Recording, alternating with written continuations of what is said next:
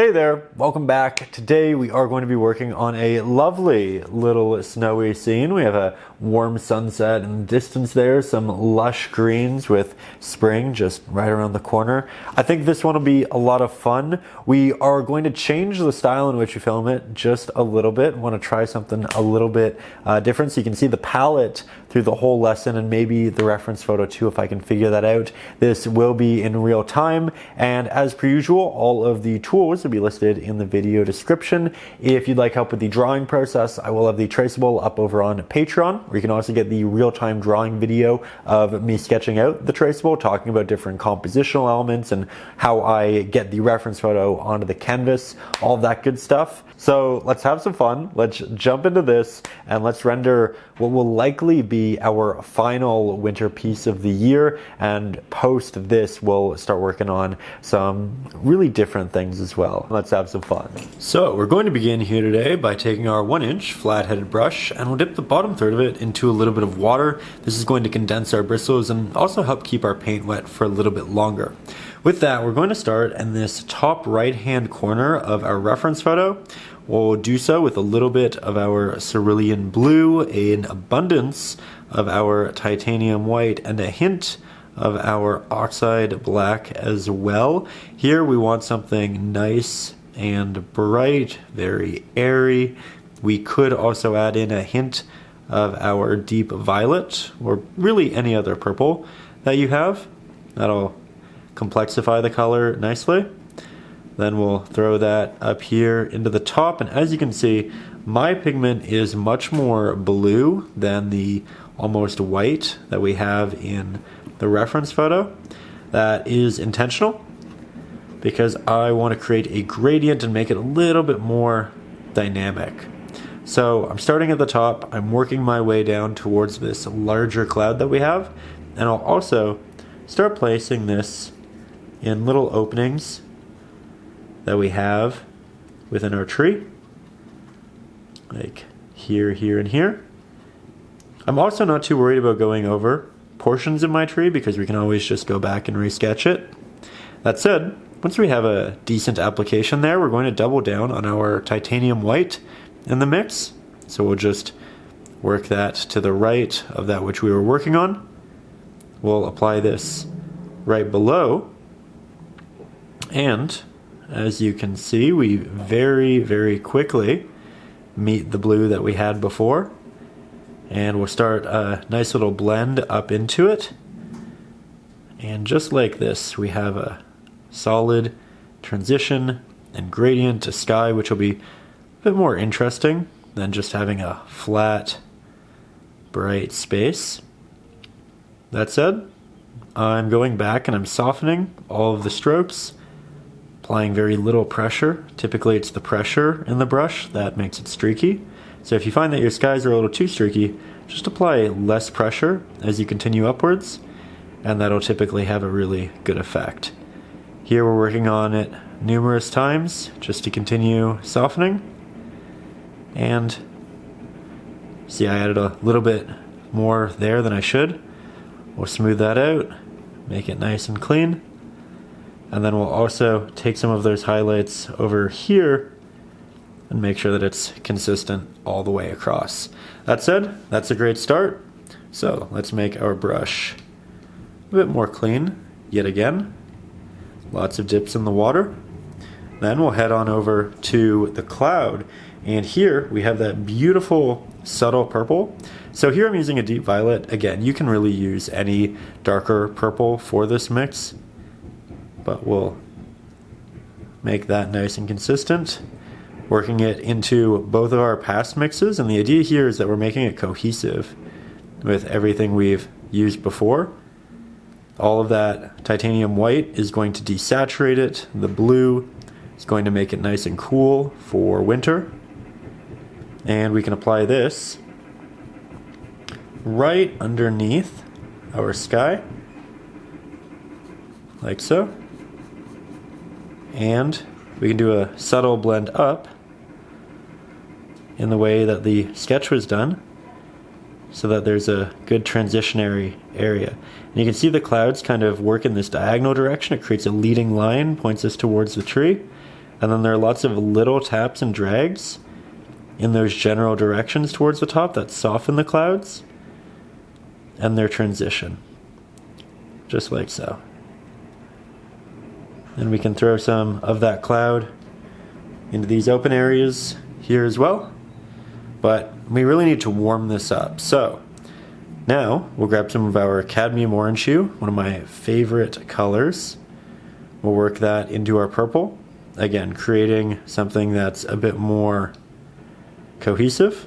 We'll grab an abundance of our titanium white.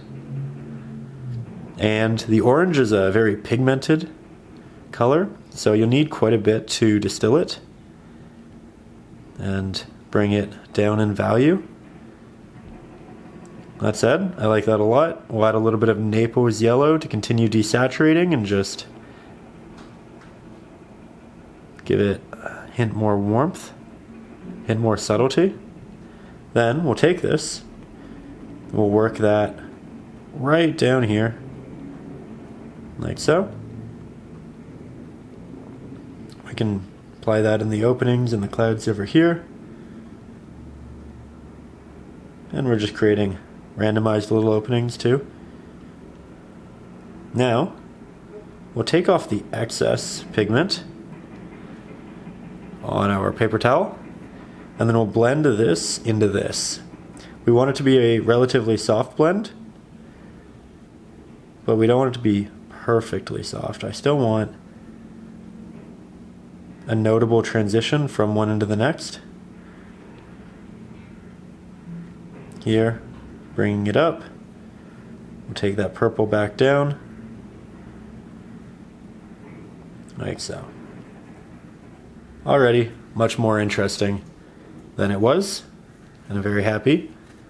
That said, I think we need a different brush for some softer blending, and for that we're going to grab our filbert. You can see that it has these nice rounded corners, great for blending subjects like clouds, and we can do this with a dry brush technique. Here, you can see I'm applying very little pressure, using the corner to get those soft transitions, and just make it a bit more cohesive.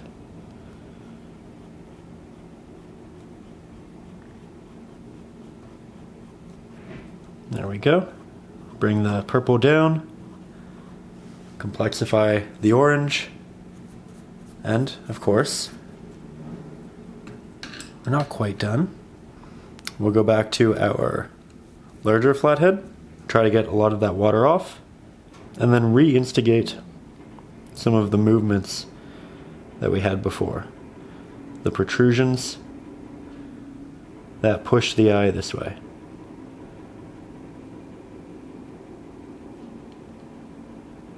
Doesn't have to be a complex cloud, just has to be one that feels right in the setting. Okay? So far so good? So far so good. Love painting scenes like this. Already makes me feel warm.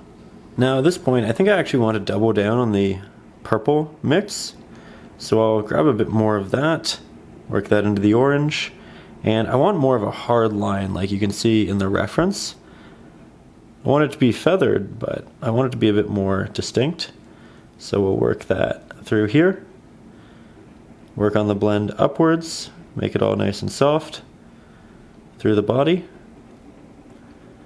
Trying to not have these little brush strokes in the middle, so I'm really dragging the brush from one end to the other. And then we'll create a bit more of a intentional line. Soft line, but a line. Like so. Now this could use quite a bit of work, but I think for now it's a great start. We do want to clean our brush as well. Want to let this dry just a little bit, and then we'll jump into the next step. Now, typically, when I do these, I like to record all of the audio while I'm actually painting. However, I could hear in the background there was just a little bit too much construction noise. You can probably hear a hint of it right now, but it was it was a lot more. So we're going to do this for roughly 10 minutes and then we'll get back to the proper audio. However, we are grabbing our Naples yellow and about an equal mixture of our titanium white. This is going to be for right under the orange we just applied, and this is for the most part going to be that open sky that has a lot of that warm light just rushing through it. Now we're going to create a second line of it, leaving a little bit of area in between the two. This is going to be an open area for an additional orange cloud. It's not going to be as orange as what we have at the top, because as we get farther back we get less pigmented colors typically. As there's more atmospheric light, we have that light working itself into that orange, and now I'm going into that orange with these horizontal strokes. This is going to give me little openings and details. It's going to make the clouds look a little bit more wispy at the bottom, and I'm also going to try to create a little bit of a gradient from the bottom of that orange to the top, the bottom being more of a Naples yellow heavy mixture. And this is just going to give us a little bit more depth, make it feel like that light is reaching out across the bottom of the cloud. And I'm really going to attempt to bring this up, soften that saturation level, and make it just feel like it does have that warm kind of hazy feel to it. That said, once our brush is muddy with the orange, we can actually bring that down into that open area, and by doing this we ensure that the pigment isn't too strong, especially that far away, because if we were to grab the orange from our palette and interject it there, it might be just a little bit too orange, where this is a nice mixture. Here, I'm doing something a little bit dangerous. You don't have to do this, but I'm going with a very wet brush, and I'm just doing essentially a glaze, a wash of that orangey Naples yellow upwards. Now, all of the details on the top of the cloud have fully dried, so I'm not at risk of changing those. I'm just adding another hue to what we've accomplished. So we're just making it a little bit warmer, we're making it a little bit more hazy, we're adding that Naples yellow, a hint of that orange on top of that which we've done, and I really like how this ends up drying. I think while it's wet it looks a little bit dramatic, but it does dry really well. Again, you don't have to do this. This is really just if you want that bonus warmth in the painting. It will take out a little bit of contrast, but it will increase that haze. And the technique is, again, really just to let that top area of the cloud completely dry. It can't be wet at all, otherwise you will take paint off and you'll blend it. But you let that top area be completely dry, and then you go over the top of it with some of the bottom pigment and a lot of water. It's mostly water, more like painting with watercolors than it is acrylics, and you can get that nice effect. Again, you don't have to do it, but if you are practiced with glazes and washes, then it could be a fun addition.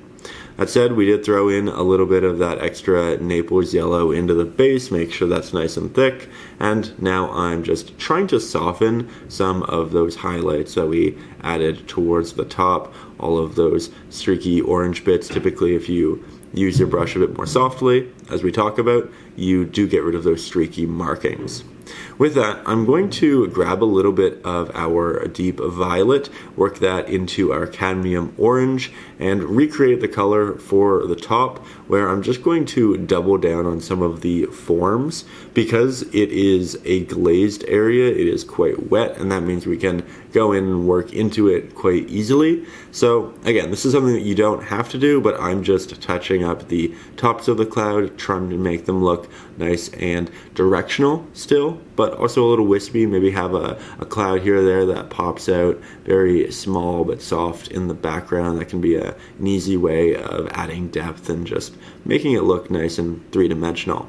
Once I'm done there, I'm taking some additional cadmium orange mix. I'm applying that to the very bottom of our sky. I'll grab some extra Naples yellow and I'll blend those two together quite softly.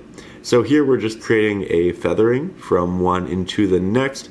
Wanted that bottom to be a bit warmer to kind of bookshelf the yellow in the middle, and here we are just making sure that we have a nice thick application, because the thicker the pigment, typically in a landscape, the more professional it's going to look. So we go over it a couple of times, and with that, I think I'm actually very happy. So, as I'm sure you can hear in the background, the construction is ongoing, so we're going to stick with a voiceover at least until that concludes. However, at this point, we are essentially done the sky for now. We are going to go back, we're going to add details, we're going to add touch-ups, but I want to let that dry fully, and I want to get a better idea of the values and saturations that we'll use in other areas of the painting, just to make sure we don't overdo it. So we're going to take a break from the sky, we're going to head into the bottom snowy area, and we're going to continue to have a lot of fun. Did it stop? It didn't stop. Okay, soon. So now we're going to jump into our final voiceover here, and we're going to do so by working on the snow in the background. For this, I'm going to grab a good amount of our cerulean blue, hint of our oxide black, and about double that in titanium white. Now this mixture right here is for the backing snow. It's going to be shadowy, it's going to be a little darker. However, I think that's a little too dark. So rather than trying to fix all of that pigment, I'm moving a little bit to the side, interjecting a lot more titanium white, really brightening that which we have, and also trying to desaturate it a little bit. That's why we're re-interjecting the oxide black. It's not really to darken it, it's more to take that saturation out. Then we'll interject a little bit of our deep violet, because the sky is going to reflect a little bit of those purples and oranges into our snow, and especially in the shadows, it'll have more of the violets than it will the oranges. The highlights will have more of the oranges. So for this backing darker pigment, we have a hint of the violet, a lot of cerulean, a lot of titanium white, and a little bit of the oxide black. Then we'll use the larger flat-headed brush and we'll just work this across our horizon. I think that's a nice clean line. Do try to give it little interesting protrusions and bends. You don't want it to be perfectly straight. It'll look a lot more natural and normal if it has those imperfections and those realistic curves to it. So with that, we'll start blending this downwards once we have that nice clean sharp line. And typically I do try to really blend my pigments and get them to a soft space. However, if you have brush strokes in this, it'll actually look quite nice, like areas of snow that are moving around or just catch light in a different way. Then we're going to get back to our palette. I'll interject some additional titanium white, and this mixture will be for the bottom of the hill, an area that is starting to receive some light because, again, the top is protruding, it's casting a shadow on itself, but eventually it flattens out. That shadow no longer reaches the midground, and that midground is brighter because the sky is brighter and snow is highly reflective. So I apply a lot of that to the bottom area of our midground, then I start blending the two together, and I organize it that way very intentionally rather than immediately mixing the two together, because if we do on one side, then the other side will probably be pretty muddy and we won't have that nice contrast of the bright on the bottom and the darker on top. Though it is also worth noting that the top really isn't that dark and the bottom really isn't that bright. We can make that snowy color at the bottom much more titanium white heavy, and we will do so later in the painting, but we're saving that room because we don't want it to all amalgamate. I think one of the biggest mistakes people make when they start painting a snow is they just use a lot of titanium white and they lose that range of values. So we're really trying to be mindful of that and keep that strong within our painting. That said, I think this is actually looking really, really nice at this point. Again, we have some brush strokes, and that's just adding some extra dimension to the snow. I am going to double down on the highlight at the bottom, just using some additional brighter pigment, and we will bring this up nice and soft. Because the brush has been damp, we're able to rework into these areas quite efficiently, and I I think that's a big step in painting snow, trying to keep some of your pigment wet, and you can do so by just making your brush a little bit wet too. That's why we always start the videos with the notion of we're going to dip the bottom third of the brush into a little bit of water, and you know, if you watch a lot of these videos, I say essentially that same line at the start of all of them because it's just an important step for painting our backgrounds. But with that, I am switching to a new brush, that being the liner, and we'll make that slightly damp, not too damp, but a little bit, and that's going to condense our bristles. It's going to give us a nice sharp line. We'll grab some of the darking back color and we'll start working on the little pathways that people or different vehicles have made. And I'm doing that through a little bit of a tap. I'm starting it in that distant area. We're bringing it down. We'll create 2 lanes, whether that be for footprints or tires, and I do try to keep that ambiguous through this piece because it is so far away. If you try to make it look dramatically like one or the other, it'll probably end up being too big and too detailed for how far away it is. Here we're working on a second one over towards the right, trying to incorporate a different bend in it. And something that you'll notice is that these are very imperfect. Some areas are brighter than others, some areas are darker, and that's actually great, and that's intentional.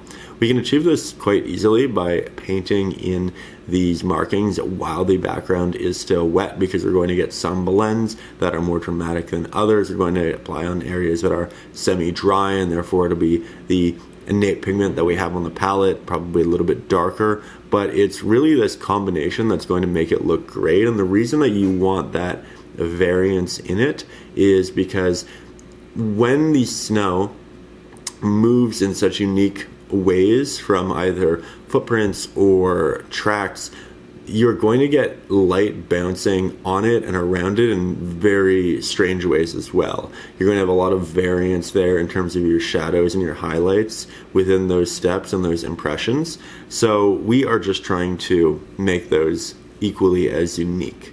It's also worth noting that, again, if you're up over on Patreon, you can just use the traceable to copy the line work that I have, but I did vary it a bit, and I do like how it turned out. With that, we are going to mix a much darker pigment. Here we're working in some Oxide black into our previous snow colors. That way it's still quite cool. It still has hints of that cerulean showing through. It'll be cohesive with the snow. And we'll use the liner brush to start working in some of our tiny trees in the distance. And I'm looking for an area to place these where we can see a sharper line within the snow, and then I'm going to essentially place this on top of said sharper line. So those brush strokes that we accidentally created earlier, actually quite useful now if you still have them. If not, you can just place this in this general vicinity, but if you do have a brush stroke in that area, you probably want to place this on top of that brush stroke because it'll look like snow and a mound of snow is in front of your trees. It'll give you this extra little bonus area of depth. Again, not necessary, but if you have a brush stroke, it's great. That said, here we're going up to the top and we are creating a line of trees that kind of separates the sky and the land. This is really nice because it creates a bridging subject. Sometimes when we paint skies and the land, it kind of feels like they're 2 separate paintings, especially when the hues are so varying and different like they are here. This is going to be a great bridging subject to make it feel like it's all coming together. That said, I'm not going to paint these perfectly across, and I'm going to try to take breaks. I'm going to try to create intricacies, make it more randomized. Some of these trees are going to be taller than others, some are going to be smaller, and with this I'm just doing the smallest possible strokes I can do. That's done through a very minimal amount of pressure. It's done with a little bit of water on the brush. And when I say a little bit, I do mean a little bit. I want just enough to condense my bristles and keep the paint wet, but I don't want too much, otherwise you can create little droplets on the canvas and make larger, more difficult applications. So there's a middle ground, and it'll get you there in the perfect way. With that, here, continuing to work my way over to the right, I'm making some trees more thick, which means that some areas can have slightly more pressure, but for the most part, it is lesser. And I am trying to make the trees on that horizon line a little bit less tall than the ones that I started in the middle of the snow, because they are farther away. Perspective will make them look smaller, and the ones that get closer and closer to us will look bigger and bigger. So another easy way of delivering subtle depth, we're always looking for ways of doing so, and much like the size variance, again, placing trees behind prominent brushstrokes, that's another easy way of getting there with that too. So it's a relatively simple snowy background here, and I think that's actually quite good for this setting because we have a pretty complex, pretty colorful sky, and I think if we added too much of that complexity to the bottom, it might get to a point where it's just overwhelming for the eye and the eye wouldn't know where to focus or go. You need to create breaks for the eye to rest and for it to feel a little more at ease and relaxed. We don't want to overstimulate subconsciously the viewer, so we are looking to create those breaks in our paintings, and I think this area actually looks really, really nice. It's worth noting that it was like that for the most part in the reference photo, though I did edit the reference photo pretty dramatically. So it's one of those things where even if you have a reference photo that you like and you feel like an area might be too complicated, you can change that, you can make those alterations. I'm a big believer in working reference photos because they teach you a lot about the subjects and remind you to incorporate little details you wouldn't think to do yourself. However, I'm also a big believer in taking those artistic liberties, making those changes and making it your own, and that's really what we're trying to do here in this one. So at this point, I am heading back down a little bit. We're going to create some bridging between our trees in the distance. We'll do some little touch-ups, and we will really continue to build on it. That said, the construction noise in the initial recording had essentially ended for the next clip, so you don't have to listen to the the voiceover anymore. We can get back to the real-time chatting in about 10-ish seconds. So this was fun to do the little recap. Let me know how you feel about me doing this in the future when construction is a little loud. We are moving soon, so it won't be an issue, but the next 3 or 4 weeks, let me know. Okay, so it seems that the construction has come to an end for today, and we can resume talking as we typically do. That said, I am mixing up more of the pigment we were just working with. I really liked that in these trees, and we do want to expand upon it. We want to do more trees, but we also want to make the ones that we have a bit taller, a bit more intentional. You can see I'm going in with as little pressure as possible, just trying to expand in a way that feels natural. I'm also okay if a lot of the markings are semi-transparent. It just makes the trees look A, a little bit farther away, B, a bit more covered in snow, C, like the branches are just small to the point where we don't see those harsh values, which is also a real thing. And as you can see, I'm now building these up towards the back left, creating that bridge between what we have here in the foreground and what we have in the background. Don't want them to be too big or too long. And if we accidentally make a stroke that is too big or too long, we just disrupt it with additional strokes. So lots of easy ways to get around that. We'll make these trees look a little bit more thick than what we have over here. You might take little breaks, create openings. I love this. It's amazing how quickly this painting's coming along. Typically I paint on easels, and I've done so for decades. I just tried this one on here today for the sake of you seeing a little bit differently. Hopefully better, being able to see when I'm grabbing water and the palette at the same time. But I think this might actually really speed up my personal painting process, which is great for making more of these videos. I think typically using an easel, this would have taken me 3, maybe 4 times as long. So, you never know. That said, I think we'll do more of these trees over here. You can see I'm starting with just the bases before we really expand on all of the tops and the added potential details. I think we'll bring these up into here. I'm not going to follow the reference photo exactly because I do feel it's very busy, but I do think there's a middle ground between the reference photo and what I have in mind. So we're taking the amounts that we like, the areas that we like, and then we're changing the rest or leaving out other portions. Now we're going back to the ones we've established and we're adding in those bonus details. I think this is really strong. Also, I wanted to apologize if my hand is occasionally getting in the way of the sight line. I'm just not used to painting, again, like this. And I think there's going to be a little bit of a growing period for me, where I just figure out different angles and when to adjust.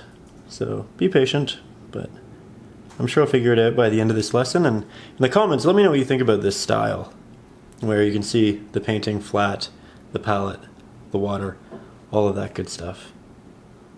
I also tried moving the camera in for some of these details. I could keep it wide the whole time so you can also see the little paper towel on the side. Or painting cloth. Typically I'm a painting cloth type of person, but my painting cloth was green. And I wasn't sure how I liked the color beside all of the soon-to-be blues and winter palettes. So maybe I just need to get different colored painting cloths for these lessons if this is a style which you would like to continue. There we go. Add some little bushes, some little taps here and there. More potential trees over behind these soon to be big ones.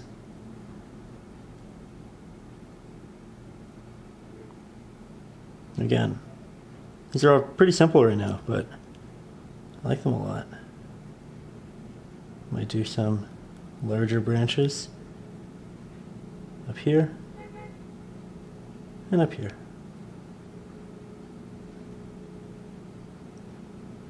Now that I have a very watery mix, I don't have the dark pigment showing through, and that's really nice for the tops of trees because it looks like more light is wrapping around our branches. Creates a better subtlety.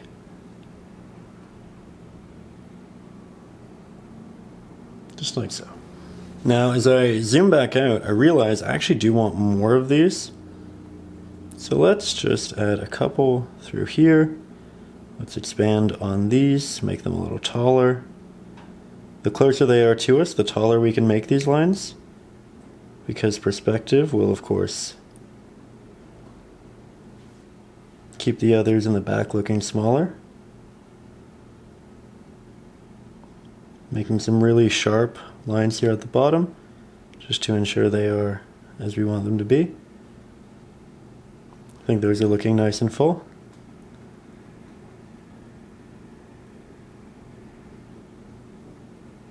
And I think we're getting pretty close to establishing some trees we really like. I think at this point we've done a lot. It's probably pretty common to get complacent with the application, so make sure that you're still trying to make very intentional markings and just get it looking as natural as you can.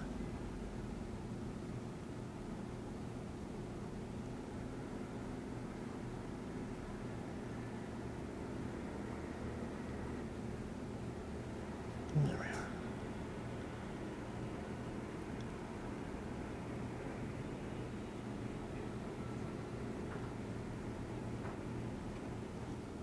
are. Okay, at this point, say I'm very happy. Let's add in a couple little rocks and divots in the snow. Little taps. They'll go a long way for adding scale. Just like so. Nice and easy. We can do little ones in the foreground. the midground.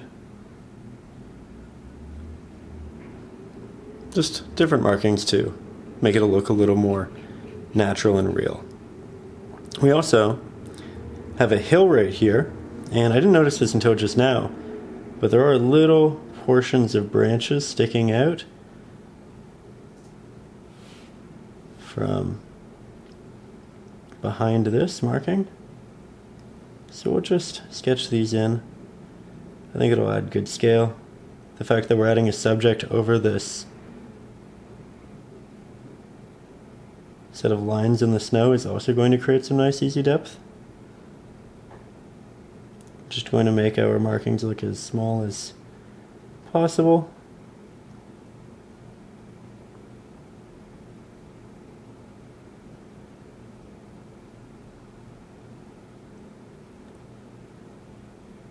So far, so good.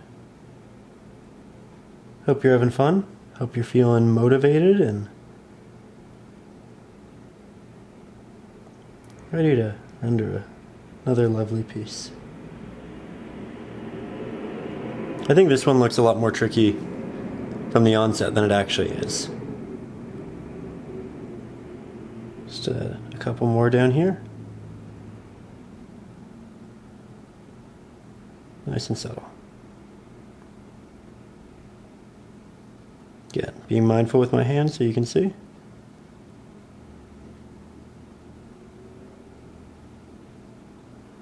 There we go. We can definitely add more of these trees in the future, but at this point, much like the sky, I don't want to overdo it in this section. So I think we're going to essentially leave this be. And as I say that, I of course go back to add a couple more. You know me, just so hard to put down the brush. But I think we actually do have a really good base, a good number of them, and we can increase it later in specific areas based off of how this ends up going. So we're going to take a little bit of a break from this, and I think we'll move on to the proper foreground.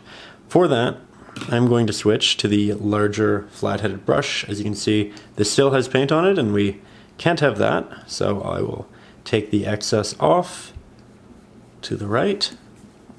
We will grab a large abundance of our titanium white.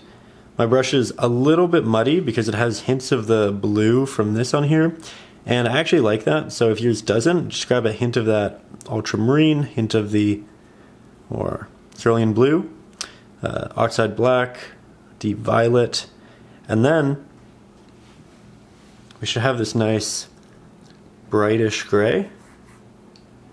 We'll apply this to the top, like so. I'm going to change it pretty dramatically in our future layers, but I just want a light gray as a basic initial covering. This is a lot higher up. It doesn't have the snow in the back creating a shadow on it, so this will actually be a bit warmer and a bit brighter than what we have back here. And to render that, we double down on our titanium white. We even grab a hint of our Naples yellow, a hint of our Cad orange, and I do mean just a hint because it's a very, very strong pigment. You can see there's some real warmth right down here, and we want to do our best to interject that. So now we have a brighter mix. You can wait for the gray to dry, but I think I actually want the combination. Like so. And I'm going to leave some brush strokes in here so it looks like there are little mounds of snow, areas that are brighter and more protruding than others. It's a good start. I think yet again we go more orange, we go more white. Ooh, I love that. It's worth noting we will need to do another full layer of this, but I do want to let it dry before we go back in with that. So at this point, I think we take a 2-3 minute break, probably get a glass of water, maybe make a tea, and then we'll jump right back into it. Okay, so we're back. I cleaned my water and my brush. That way we could approach this with a nice clean pigment. And as you can see, fully dry. So we'll grab an abundance of our titanium white, a little bit of our cadmium orange, Naples yellow. You can see we're building this really nice, subtle, but warm highlight for snow.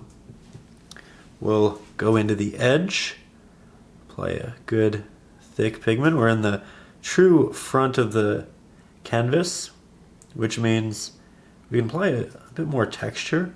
Acrylics typically don't have much texture, and as they dry, they lose it. But in the foreground, if you can get a little bit, that's great. Just make it pop.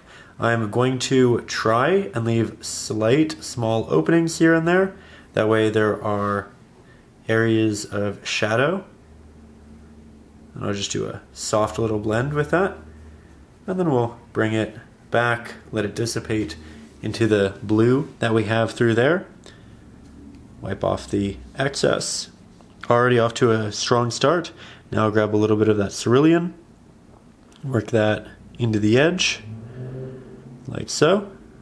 A little bit of our oxide black, titanium white, and you can see just how much better this foreground looks with that extra layer.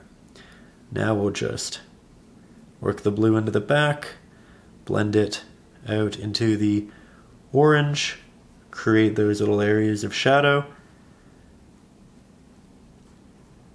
Love these two together. Now that the pigment's nice and thick, it looks well applied and far more professional. Just want to make sure we don't do too much of either of them. It's really about that subtle balance that brings this to life and makes it feel nice and cool, but also nice and warm. Also, now that it's all wet, we are going to grab our liner brush. We'll make that nice and damp as well. Grab more of that blue that we had, and we can create some little pathways. I'm using a color we already used, that way we can kind of test setting and application, like so.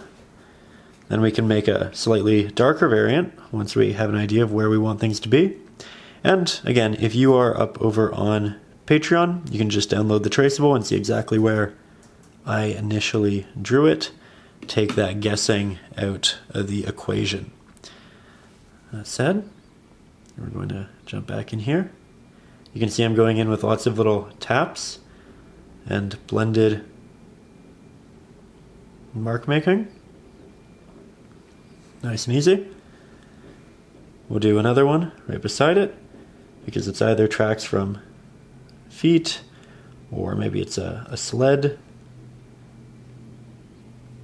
Never really need to make that dissertion because it isn't that close. There's still going to be that element of ambiguity, and I think that's quite nice. We can do another one that I can see in the reference photo that aims even more wide. Kind of connects back through there. And I think when it's unblended, it's a little bit stark.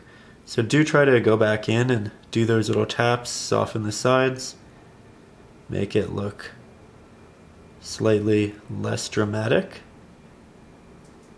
And we'll find something nice in the middle. Pretty watery application right now. We can also take more of our orangey white and incorporate that into the midsections and the areas that might pop and just catch more light naturally. You can also use it to go over areas of these that you feel might be a little too abundant. So here I'm just actually taking out little spaces, and I think that worked really, really subtly, but really, really nicely. Additionally, we can grab hints of this and work this into the background. Again, areas that you might want to double down on, but none of this is necessary. It really is just bonus if you want to incorporate it.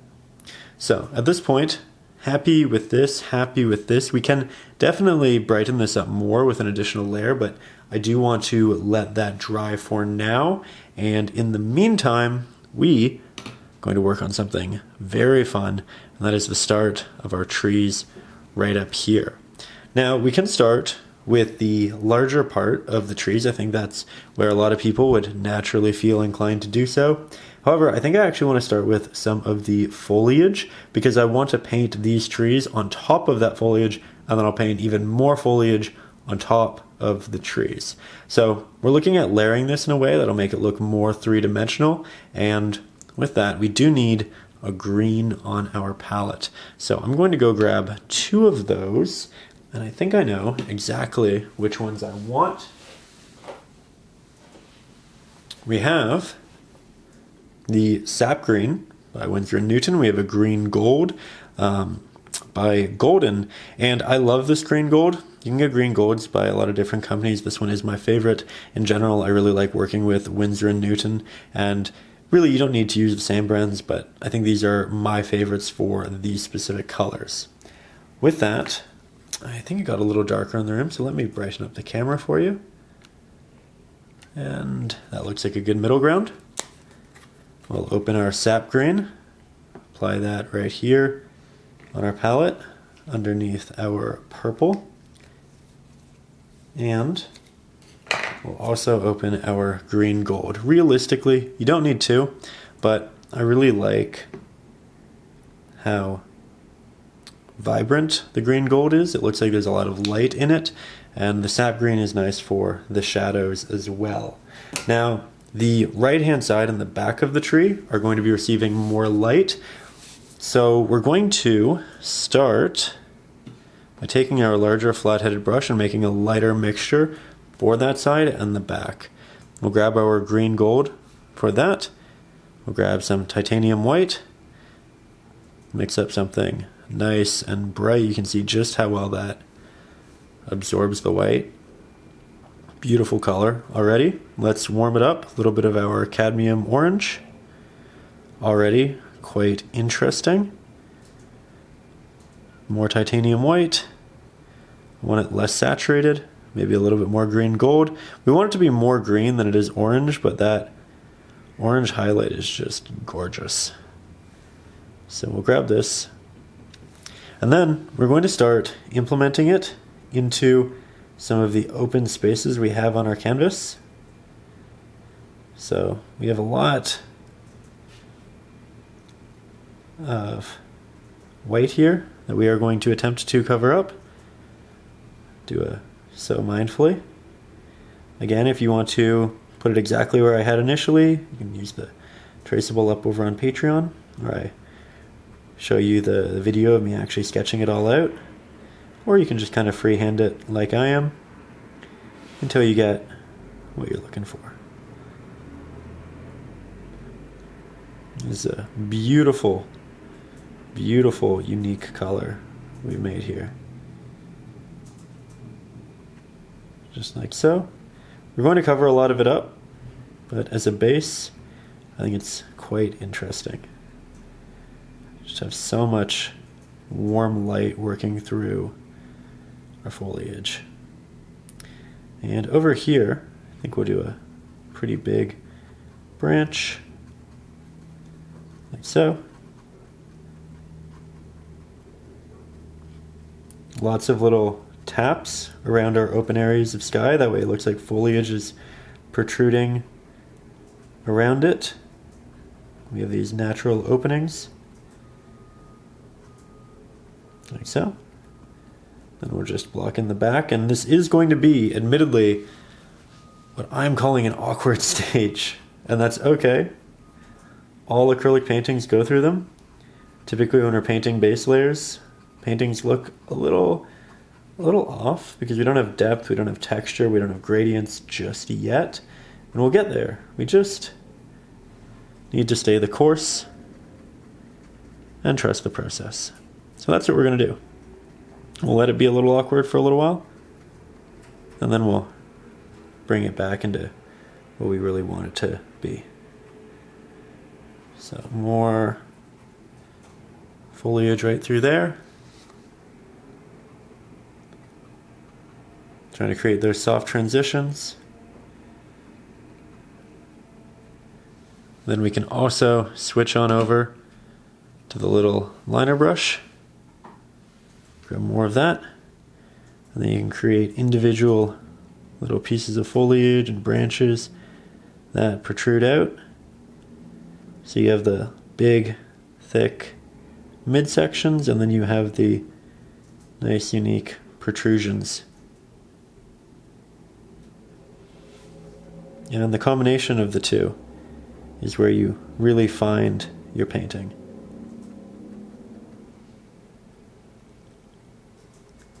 Sometimes the branches will stick up, especially the smaller ones. The bigger ones will typically lean downwards because of the weight of the actual branch.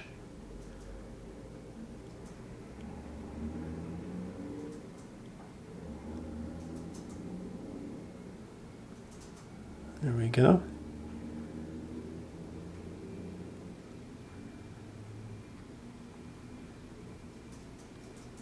Really like how this is progressing. Trying to create some intricacies.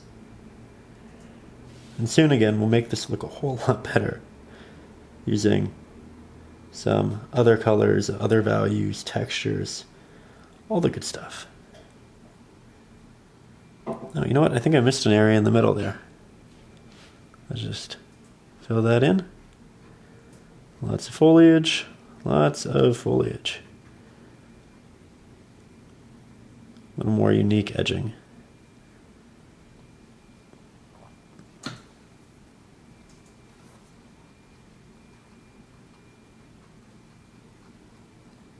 A lot of color in this piece. I think a lot of snowy pieces are blues. Maybe there's a big pop of red in a cabin. We just did that earlier last month. Maybe it might be a color in the sky, but I think here this is a really original and interesting winter piece because we just have so much color going on. So with that, very strong start. I think we can do one of two things. We can let this dry and then continue, or we can actually work wet into wet and get some nice transitions. I think we're going to opt for that, and then we'll even continue by doing some wet into dry. So I'm going to grab our sap green. Now we're going to create more of the shadow pigment in there. We'll grab some of our Oxide black, titanium white. And we want this to be a good, natural green. We don't need to make it cool because realistically this is a very warm section of the tree. We're going to work this into the mid sections of the areas we just applied because it's just not going to receive that much light. So you can see I'm finding the larger clusters. I'm not going towards the edges, but I am bringing this out in the mid sections for the most part, at least initially. You can see how it works its way down. It should look pretty messy at this point, so again, don't worry if it's not beautiful and pristine just yet. It's not the goal at this point. We're just building multiple values, a little bit of texture, diversifying the painting a little more. Oh, looks like I should plug that in. That way we have a reference photo for the rest of the lesson. Okay, so once we have that applied, we're going to go back to our little liner brush. We're going to do lots of taps as transitionary applications. Bring those mid-value greens into the rest of the painting, and as you can see, it's ideal if you can do this while it is still wet. For this type of application, I'm keeping my brush pretty damp, and that's helping me keep the greens wet and blendable. However, they are starting to dry, so This is being solved predominantly through the water on the brush. If we were working with a dry brush, it just wouldn't work like this. And again, this isn't going to look great yet. And that's okay. We will get there. Love all of the little tapped strokes and painterly impressions at this point. It's one of those things where if you don't look at the rest of the painting, this area is neat in its own style, though we will make it nice and cohesive as we continue. You can even grab a bit more of this, keep things slightly more wet. Typically, I'll just go back in with more water, but as things really start to dry, we might need to grab more paint for the process. And that's okay. This back portion of the tree will probably be a bit darker because it's just on the opposite side of the sun. It'll have more shadows because it's at the base of the tree, and the other branches will cast shadows on it. And that's okay. And I think that's looking pretty good.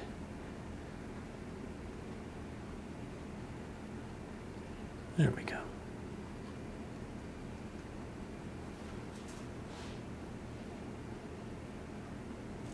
Okay, so at this point, we are going to let this fully dry. We've added 2 layers of very wet pigment, and when you add too much wet pigment, you get to a place of not really being able to blend or move pigment. You're kind of just ripping it off the canvas unintentionally. So we are going to take that little break, 5-10 minutes, that's all it'll take, and then we will jump back into this, more textures, more details, start building it out. And again, we are going to do a lot of layers for these subjects because they are so close to us, and the closer a subject is, the more depth it'll have, and often the more contrast, the more innate coloring it will have as well. So the closer and closer we get, the more detail we can incorporate, and it's really fun because in the background we had these more simple subjects and shapes, and it was great because it gave us that opportunity to approach the painting from an approachable space. Nothing was too hard. It let us get the rust off. It kind of let us build those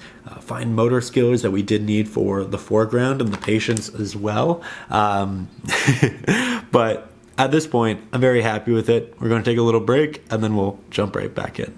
Okay, so we're back. This is fully dry to the touch, and we are going to continue by taking our larger flat-headed brush, mixing up a darker green than that which we've used before. That means Oxide Black, Sap Green, and for the first time in our green mix, a little bit of our Cerulean Blue as well. I want this to be nice and cool in relation to our other colors because we are going to get that atmospheric blue light in the painting. Then we're going to switch to a new brush, that being the fan brush. We're going to keep this nice and dry, that way the bristles don't condense, and this will be fantastic for adding a lot of texture and detail quite quickly and in a nice randomized fashion. So we'll grab this on both sides, and then we'll head into our foliage, and we'll just do lots of little impressions and taps to build out really nice textures. Now we'll grab a bit more, head back in, and you can see how we're changing the values within the painting. Started off with that really bright value, then we got a little bit darker. Now yet again we get even darker, and this isn't going to be the final layer of darker values. It's just another stepping stone, but every one we add, the painting will just get better and better. Look at this area in relation to this. Already lots of steps in the right direction. And I'm still trying to learn how to position my hand in the brush in a way that lets you see best, so bear with me as I try a couple things through this section, but I think we'll get there. I think we're figuring it out. Trying not to apply too much pressure because when we do, we expand the bristles in our brush. Also trying to rotate my brush pretty regularly to change the randomization of our taps. But let me get you a bit closer so you can really see the detail. Okay, so jumping back into this, we have a nice area right through here. You can see that I'm doing lots of crisscrossed taps, like so. Just trying to build as much texture as we possibly can. And this fan brush is fantastic for doing so. If you've watched the videos before, you know that this is an absolute favorite of mine for foliage and subjects of this nature, even texture and rocks. I think this is the ideal way of going about it.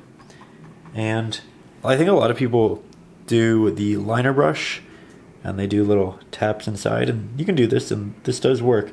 But even this, despite it being so small, is not going to make markings as small as the fan brush, because the fan brush is actually pressing individual bristles into the canvas, where the liner is still doing a compressed amount of bristles. So this collection of them, where here it's individual in a lot of cases, and just able to achieve so much more texturally. So again, very small applications. You can lean your brush in the direction of the foliage and the way in which it'll be falling. You can see a lot of this foliage is falling down, so I'm trying to do this line work that's reminiscent of that.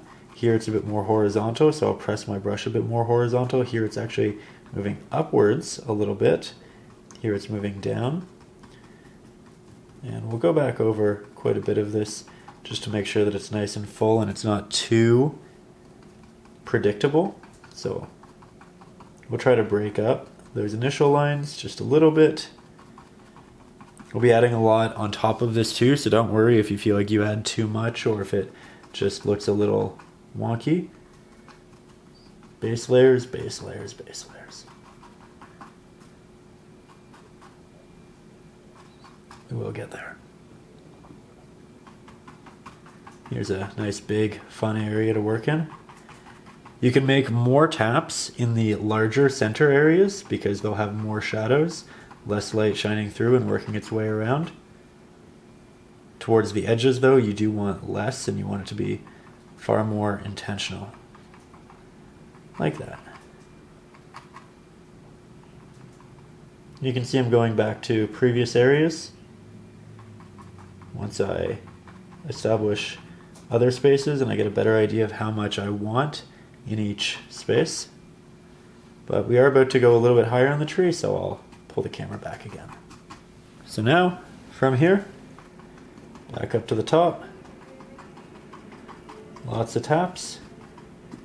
And that's nice and easy. We've warmed up, it just gets quicker and quicker. More and more intuitive the more you do. Till we're at a place we really like. Then I'll go back to some of these central spaces, make them a bit more dense, more taps. I'll even let the bristles combine in some of these areas so that I do get the bigger markings. And when I'm done with that brush, I will switch on over to the liner. And here we can do some intentional markings. These will be bigger, so make sure that you spread them out. That way it looks cohesive and there are enough that it feels like it makes sense. But this is a good way of just doing slight refining work within the piece. Typically, I think this is ideal around the edges.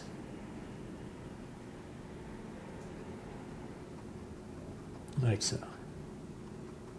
Oh yeah. It's really the combination of brushes that gets you where you want to be.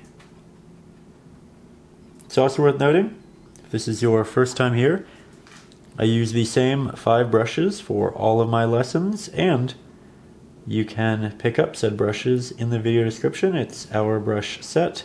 I put it together with the brushes that I commonly like to work with, and we did some refining on them to make them work perfect for these landscape lessons.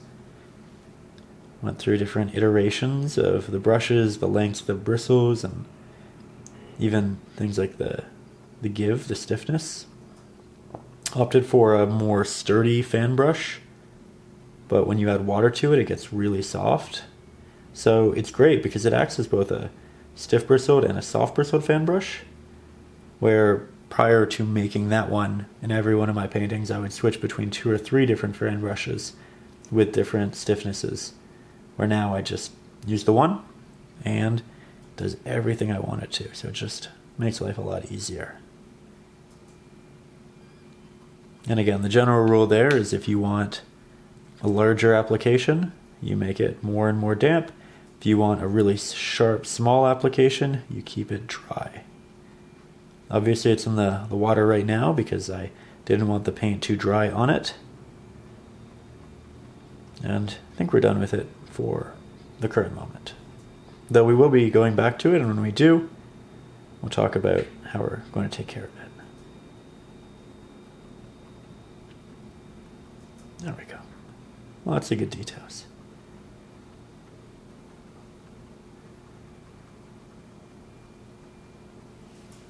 Hello, hello, hello. It is now the evening, and we are going to continue our painting session.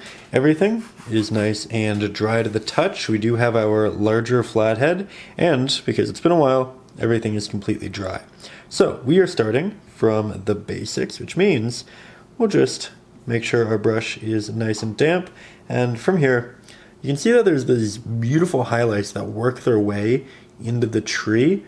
We want to capture those. That's our next step. So I'm going to grab some green gold, and I applied some additional pigments to my palette here, more of what we had because it also unfortunately dried, but that is just working with acrylics. That said, we do have our green gold. I'm going to grab a hint of our cadmium orange. We'll grab some of our Naples yellow. We're looking for a pigment similar to this. Might go just a hint brighter though. Add some extra titanium white, and I think that's beautiful. So we're going to do a pretty wide spread on our palette. Grab our fan brush. This is nice and dry. I did wash it, gave it some good time, and now we're back to the nice individual sharp markings. And now we're going to bring some highlights from the edges of our tree inwards. So, lots of little taps. We're not going too far in, but we are continuing to build that texture and those dimensions. Predominantly, I'm just going to be doing this around the edges of our foliage, and occasionally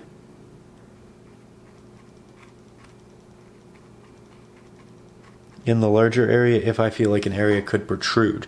That said, I think we'll get a bit more of this pigment going. Started with a little bit just to test and make sure that we were working in the direction we wanted to, and once we are sure we like the pigment, we like the application, then we can double down on the actual mix. I think this is a little too green. We'll warm it up, add some orange, warm it up, add some orange.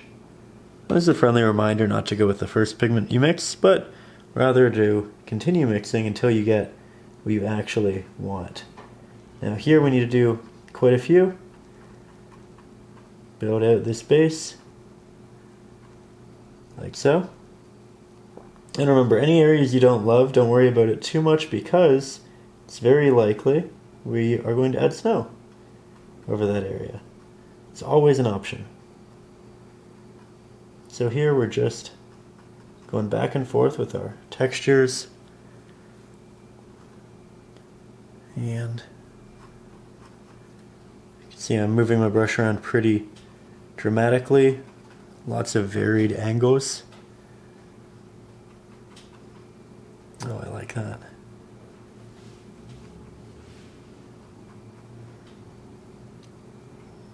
Once we have some snow, this will make a lot more visual sense. Right now it's a little funny having such greenery in a evidently snowy space, but we'll get there. Okay, I think that's actually a pretty solid application. I don't know that we need much more than that which we've just applied. So at this point, I think we probably clean this brush and move on to the next step. Now from here, we are going to work on all of the little bits of snow on the background, on the distant foliage, because we've just rendered all of the distant foliage.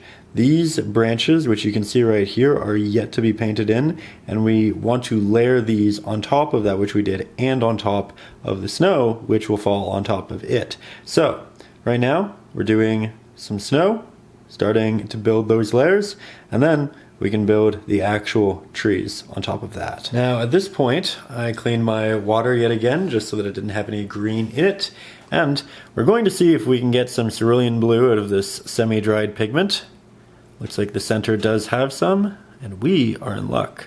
So I'll grab some of that blue, a little bit of our oxide black, probably close to an equal mixture. We'll grab an abundance of our titanium white.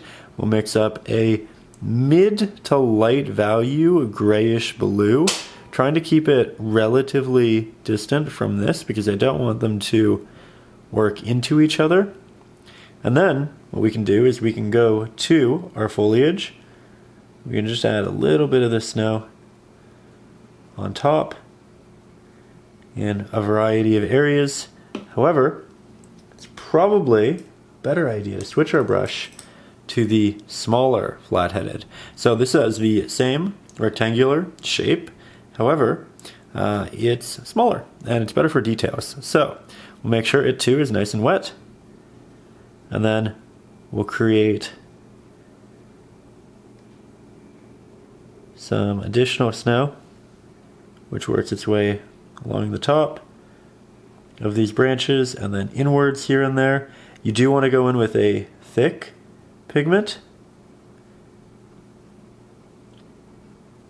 like so.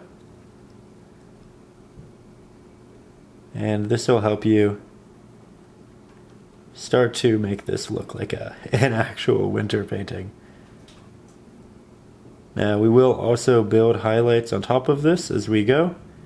We're just not there yet, but we will add depth to just about each and every subject eventually. So you can see how I apply it to the top, and then sometimes we skip a bit of an area and then I find myself in a new space. We'll have these finding their way down some of these little protrusions. And a lot of these are, as you can see, pretty horizontal in general.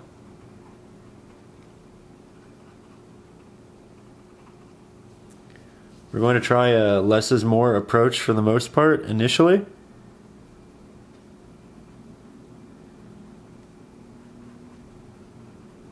Do try to keep the applications thick. I feel like the ones that I like the least in mine right now are the really thin areas. Also, the ones that are a little bit too elongated, we want more motion. So, smaller clusters rather than big markings like that. That said, we are going to add more foliage, so I'm not concerned about it because we can always cover these areas up. And we will certainly do so.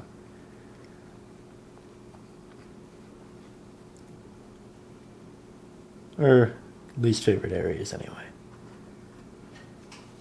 You can see all of the top areas of foliage. I'm just going over those with this, making sure that the snow is sitting on all of the potential protrusions. Definitely a good amount down here. I think this is a really good example of clusters and smaller bunches that amalgamate and build. And I think we need a bit more paint. So, titanium white, ultramarine, oxide black. I keep saying ultramarine. This is a cerulean blue. Cerulean's a bit cooler. It looks a bit more of like a sky color. Ultramarine is a little bit more warm of a blue. It's a bit more in the purple, where this is leaning more towards greens. Different blues for different situations. When I just started painting, I used a lot of ultramarine blue because I just preferred the color. And then one day I picked up Cerulean and I did a fairly basic blue sky, and I thought, you know what? This looks far more correct than all of the other blue skies I've ever done, because often the Cerulean just makes more sense in that setting. So, kind of funny, kind of interesting. Sometimes it takes us time to learn these lessons, and that's okay. But I definitely had a preference for the ultramarine. And you could use an ultramarine, but I think this is working very, very well.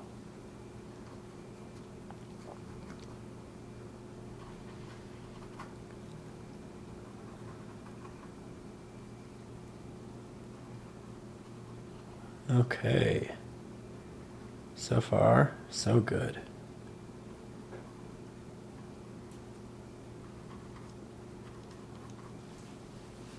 Lots of draping snow.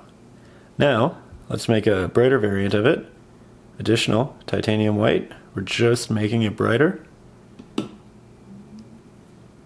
Grab that with the brush. We'll go atop our previous applications, leaving portions of the bottom. That way we establish some nice depth. We can also switch to the liner brush if you feel like this brush isn't giving you the detail that you want. So far I'm quite happy with it, but that is an option. And I might use it around this area. Yeah, I think now is the time to switch. So we'll just put this down. We'll grab the liner, make that nice and damp.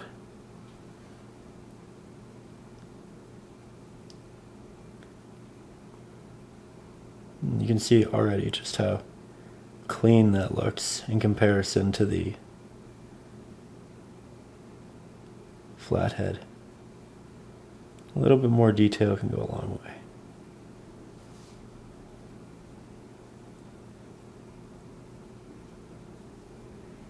Really like what we have going on here.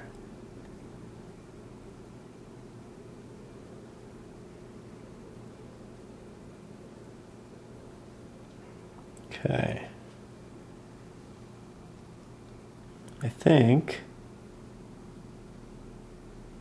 we might need a little bit more water on our brush. The blue underneath is starting to dry, and if we're doing a wet and a dry blend, which we are essentially starting to do, we're going to need to keep things a little more wet.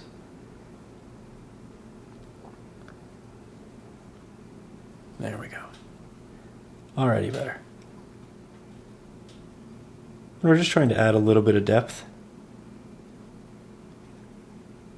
to these highlights. You don't need so much in the middle because it is going to have more shadows, but just a hint.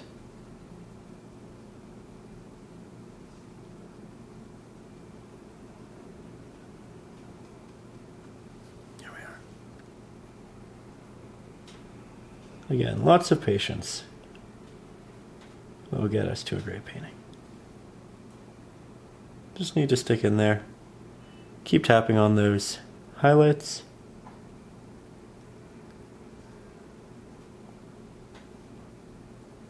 And here we're now expanding, doing extra little bits for various protrusions.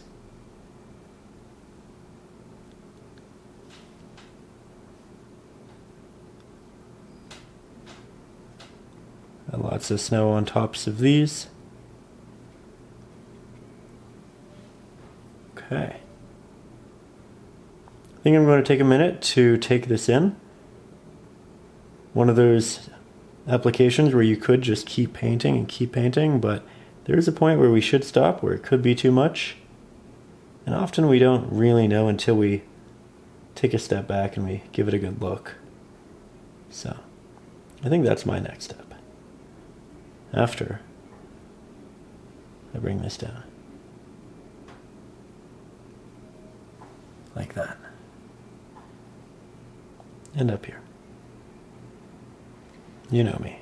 I always have a really hard time putting down the brush. Just having too much fun. Now, again, what we're going to do is add these branches in front, and that'll really change how this looks. However, I'm noticing when I really zoom in, I can see all these little dots of the white snow showing through, and I think that's something we need to incorporate. So, we are going to do more, but it's going to be smaller, more minute applications. Now, this mix might be a little too bright. Interject a hint of the Oxide black, the ultramarine. This is for smaller little bits, perhaps inset, cast in more shadow. If your brush is damp, make sure you're grabbing real abundances of pigment, because we do want these to be nice and opaque. So we're just tapping on a myriad of markings. Beautiful. Already I can tell this is better. I think that diversity of snow and size is pretty dramatically impactful.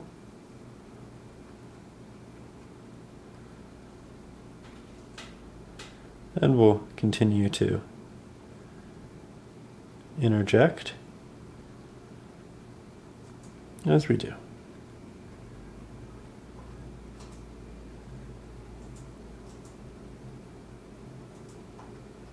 Just keep tapping, and we'll get there. Even in this intersection, I think it's a good idea.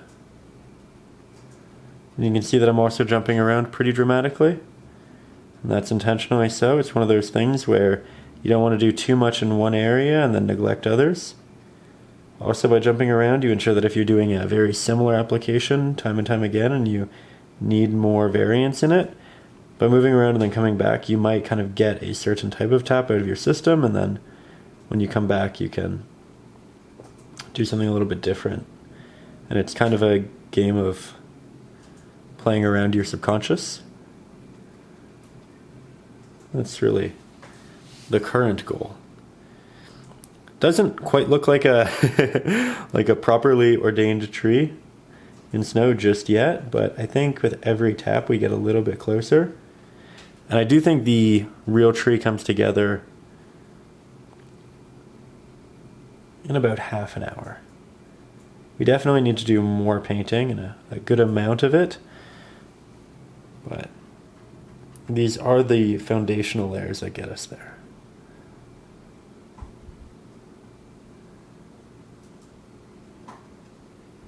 Wonderful. Wonderful, wonderful, wonderful.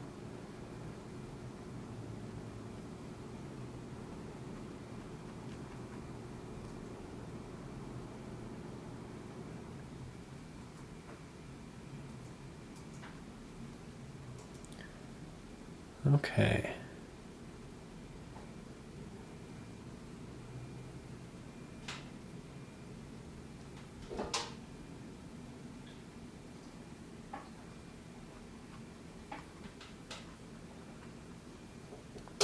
So far, I like this. I think yet again we take a little break. We make sure we like how it's moving, how it's progressing, and then provided we do, we move on to the next step, which should be a pretty big one. That's it. Here we go again. I say say we're ready to move on, and then I pick up a slightly more highlighted highlight, and I build set highlights. There we are. Okay, I can probably put the brush down now. Surely I've scratched that itch to add more of this bright highlight to the edge. And that's really what I'm doing. I'm just taking a slightly brighter blue. I'm interjecting it around the edge because it'll have more light.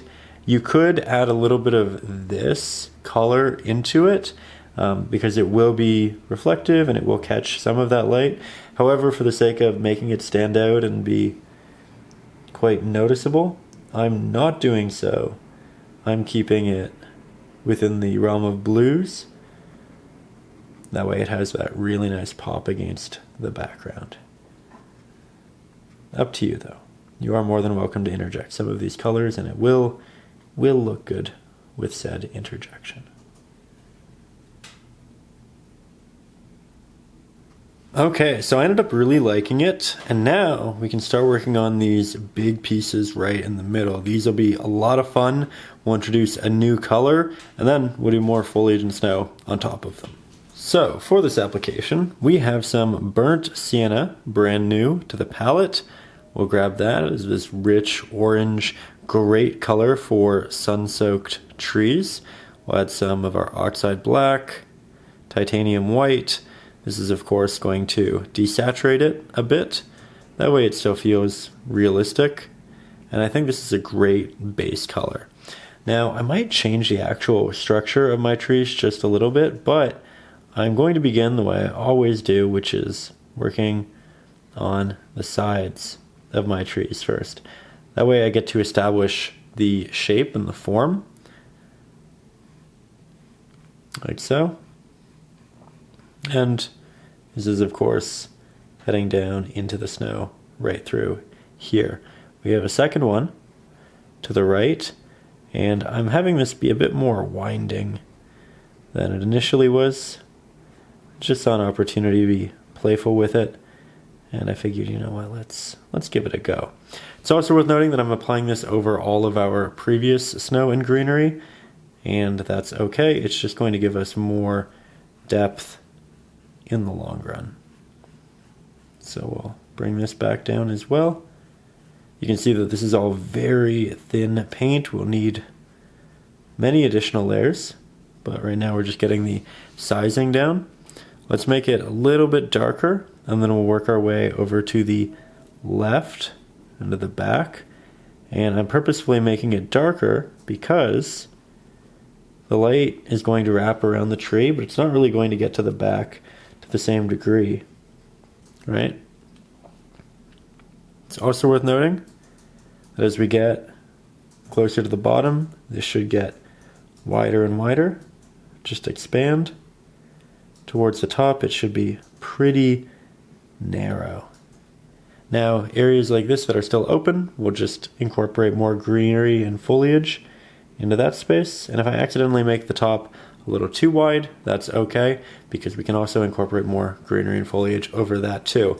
And for the record, admittedly, the top here is too wide. This looks wider than the middle and the bottom. We can of course adjust that by making the bottom a little bit wider as well. However, that isn't our only fix, and we probably want to keep the bottom still semi-tapered. Now we're going to go back and grab some of that darker mix, work it on the left-hand side of this tree as well. Again, we are committing to many layers, like so. We'll also have little branches, like this. It's also worth noting while I'm doing this, I'm not doing lots of straight lines with my branches. I'm trying to have them wind, and I'm also trying to create a lot of them through little strokes and little taps rather than big elongated ones, because when you make the big elongated ones, typically they look a little too smooth and unnatural. Instead, if you make these little strokes like this, it feels much better in the end.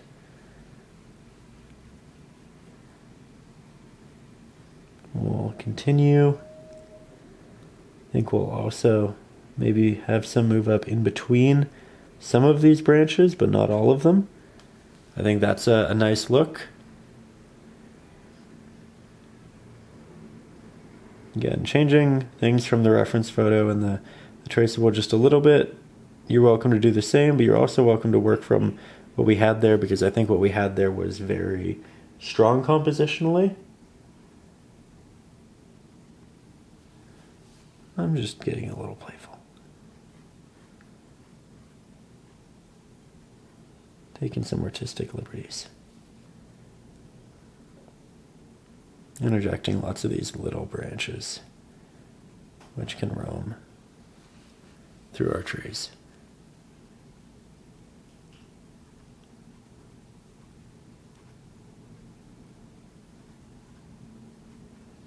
There we are.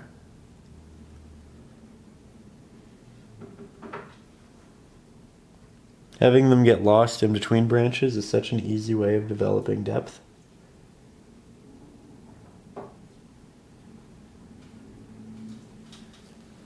Really like that. I think there's potential for one through here as well. I don't want to make two branches on the exact same side though, so I'll make this one a little bit lower, then have it come up. Need that nice rich orange in there as well. And I like how these kind of interact with each other in a very natural way. There we go. So, off to a strong start.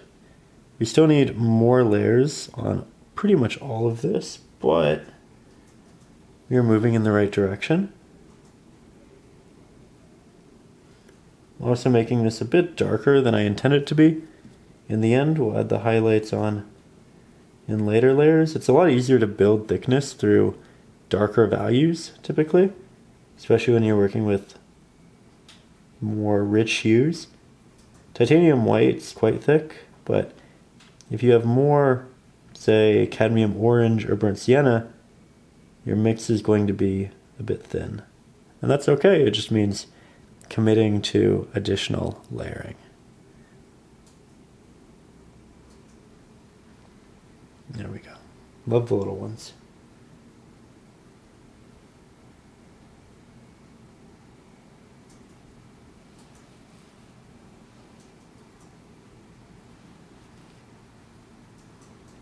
Just looking for little areas to expand upon, make it a bit more neat. Now we'll thicken things up. More of our burnt sienna, more of our titanium white. Already that looks so much better.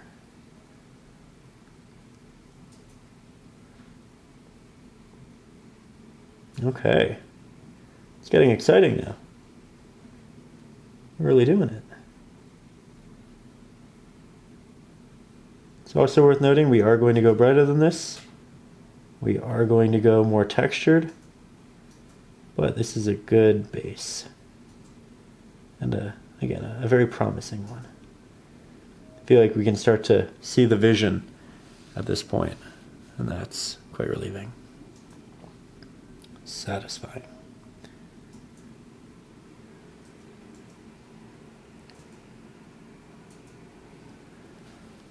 Again, lots of little taps. And we'll do vertical taps up and down the tree into the darker areas with the lighter. That's an easy way of building texture. Like so. We'll put this brush there for a second. Switch on over to the liner. Grab more of these highlights, at which point we can create much more thin intentional markings.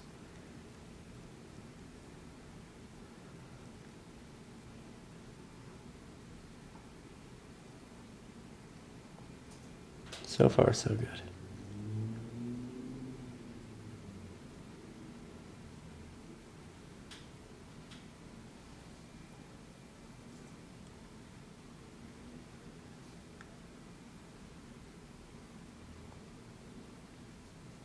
Quite a therapeutic experience crafting all of these little branches.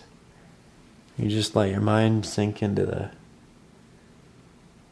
space. Beautiful settings nature can render. And we can recraft and bring to life.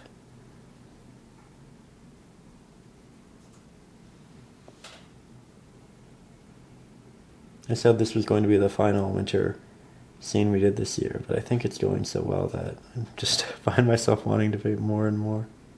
We'll see what happens. I have a lot of really nice reference photos that aren't winter focused that I would like to jump into, but this really is just such a pleasure to work on.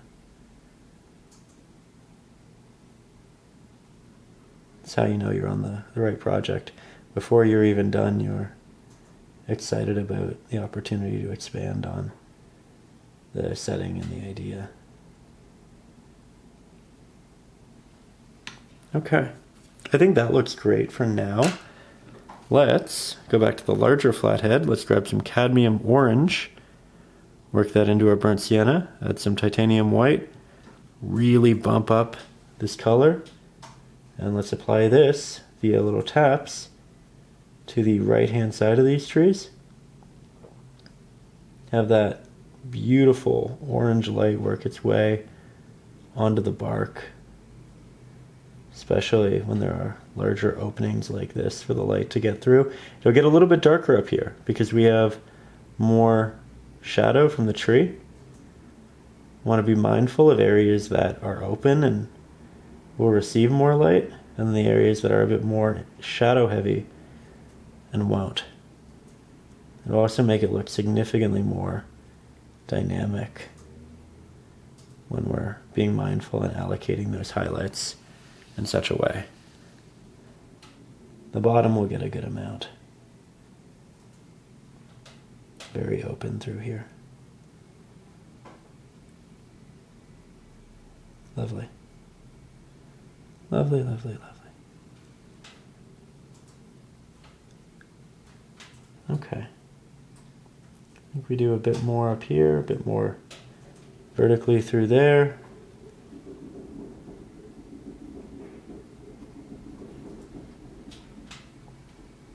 Making big strides.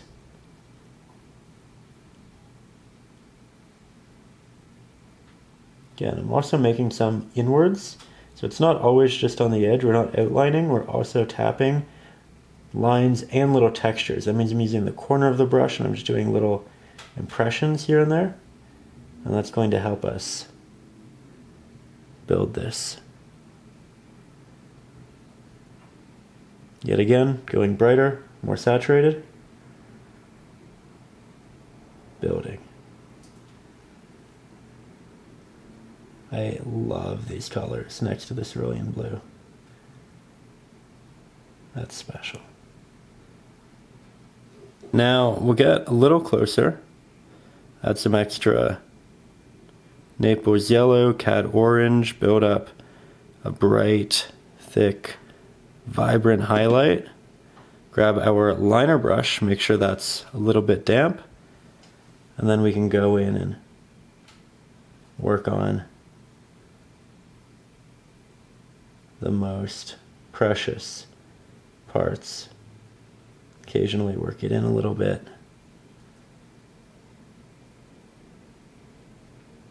Ooh, feels like it's glowing. Orange is my favorite color. At least it was growing up as a kid. I think it's actually turning to more of a yellow as of late. But I have this long-standing affinity for the pigment, and pieces like this just make me feel so satisfied. Love a great sunset. Actually moving pretty soon, and I think the first thing on our list for qualities in a place is that we want a west view so we can watch the sunsets.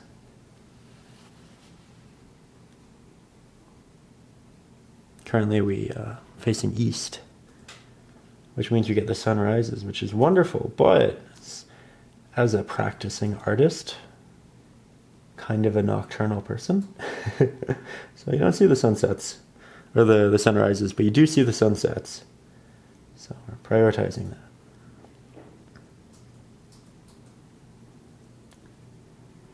Curious if you're a sunrise or sunset person.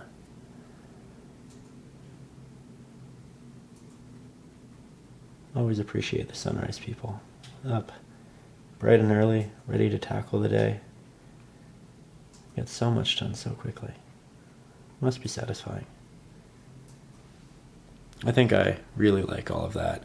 We can continue to build the highlights if we want, but at this point, I think I'm very satisfied. Okay, so taking a step back, and I think we're actually in a really good place here. I love those warm hues. I like the texture. It's time to incorporate more of the greenery on top of these larger areas and cover up the open areas of canvas, which are still present and somewhat prevalent. So what we're going to do is we'll grab some of our sap green. This is all fully dry, by the way, so we're not mixing it in with anything. I'm just putting it over to my greens to keep my palette relatively cohesive. We'll grab some titanium white, but mostly oxide black. We'll aim to render a deep, dark green. The hints of titanium white are just to brighten enough so we do see that it is in fact a green and not just a oxide black. We still want some of that nice hue, and this can be darker than any of the other colors because it is closer to us and we see a greater contrast in closer settings. So with that, I think we're going to apply this in a slightly different way for the sake of showing you some interesting variants. We can grab a fan brush like this and we can make it nice and damp. This is going to condense the bristles, as you can see, into this fork-like shape. Now it'll make less markings, but said markings will be larger. We can grab our pigment and we can create trees, foliage, and with all of these little protrusions, as you can see, we can use those to create the shapes of falling foliage. Really, really easy. Love how quickly this can come together. And we are just currently rendering base layers, so I'm not too worried about the details. Really just trying to expand on the painting. It's also worth noting that I do feel that the top of this is just a little bit too wide, so I'm going to create even more greenery for the sake of tapering that visual subject. And I think that right there is a pretty good start. We can definitely do some towards the bottom. Trying to go over areas I don't particularly love rather than areas that I do love. And we don't need to add too much of it, but enough to make the wraparound feel believable.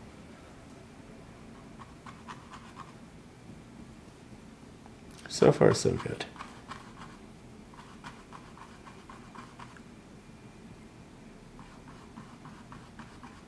Now, once we have a good amount of this on the canvas, and it shouldn't take too long because it is a large brush and relatively easy to articulate, we can switch on over to another brush and make things a bit more definitive. So, we will grab the liner, we'll make that nice and damp. We'll double down on the thickness of the applications we really like, but we'll also create protrusions and extra little pieces that make it feel more intentional, but also more natural. Here we have it kind of going behind this tree and in front, because it will do both here and there.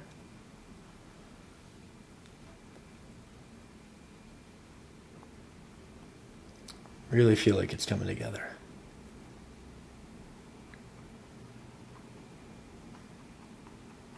Here, this one's going over these branches, but it's also going over these.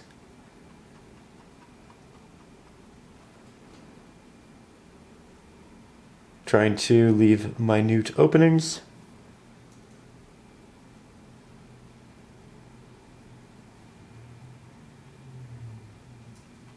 And we're just going to make sure that these are nice and sharp protrusions as well. Well crafted, taken care of.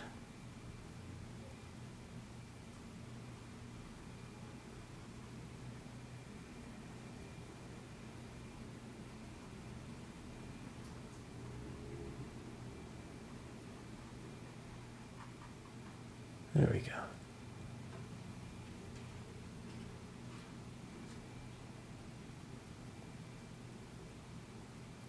Doing a good job.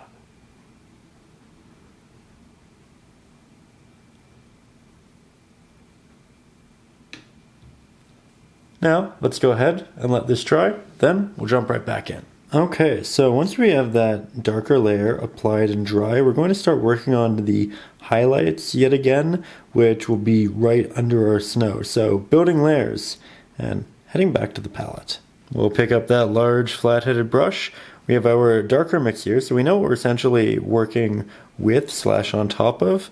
We'll grab our sap green, titanium white, and we could grab green gold, but this foliage isn't looking at the light, it's on the other side, and therefore it's a bit more in shadow. So I'm actually going to add a little bit of cerulean blue to it rather than the green gold. We want this to be a bit of a cooler green, but we still want it to be a green rather than a blue. So we'll just mix this up, maybe go a little bit more into the titanium white, maybe grab a little bit of that darker pigment just so they are nice and cohesive. And I think this will work quite well. So we'll put that right back down. We'll switch on over to our liner. There's a different way of painting these, but I think it'll work really well. And then we'll just tap on our highlights to the tops, because while it's not getting direct light, it will get some atmospheric light, some reflective light, and that light will predominantly begin towards the tops of the foliage. Remember, areas you don't love, that's okay. We can always apply snow over it in the next layer, but this is a good way of starting to build that texture and depth. Already a big fan.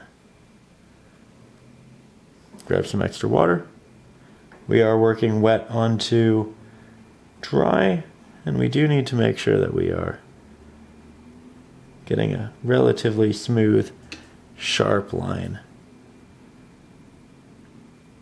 And you can see just how quickly I'm able to move through this now that we've had a lot of practice rendering these subjects, familiarizing ourselves with them.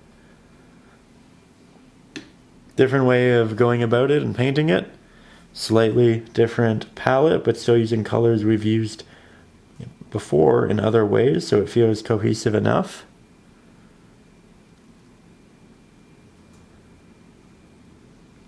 This one's really come together.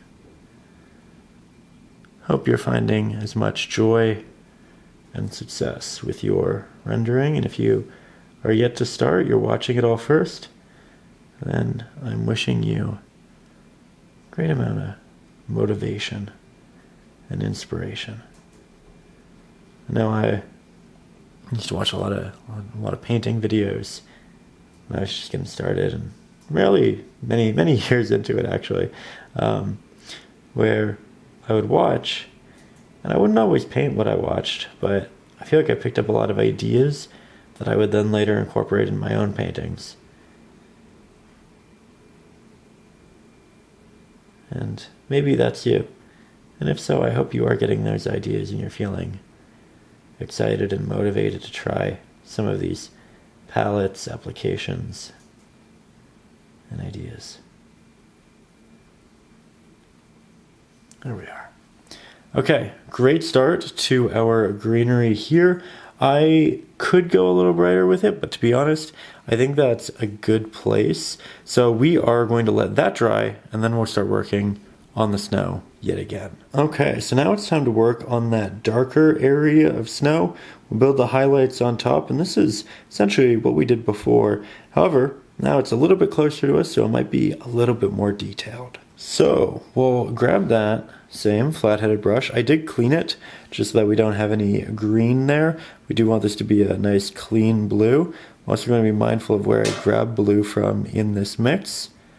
Head over here, grab a little bit of our Oxide black, grab a good amount of our titanium white. As you can see, we have this grayish blue. We'll do a little test.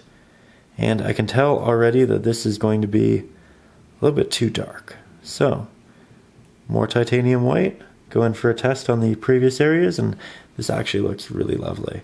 So we will put this down. We will pick up the liner brush, and I'm going to try to do all of this with the liner brush because these branches are a little bit closer than these.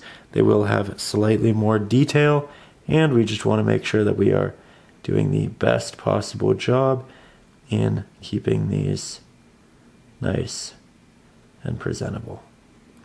So we're just going to where we would imagine the tops of our snow is, tops of our branches, letting it expand out in all of these fun directions. We'll head on down here, do a bit more. Lovely. Not done yet. And it's okay if the blues from this end up touching or coinciding with the blues from the other applications. That is a normal look. It will happen in nature, and therefore it should happen in the painting as well. We don't want it to look messy, but we can afford to lose some detail in that space, and that's okay. We're already going to have a lot of detail in the painting. Not every part has to be extravagantly detailed. Trying to come up with some unique shapes in here too. Like these bottom three a lot. And I think it's time to head up here. Oh yeah. I think that's a good look. Okay, lots of little taps that come down. I think I'm starting to get too thin a pigment, so I'm going to try to get some of the extra blue off of this big brush. Then we'll head back in. Much better. Much like the first application, in the background we want this to be a good thickness.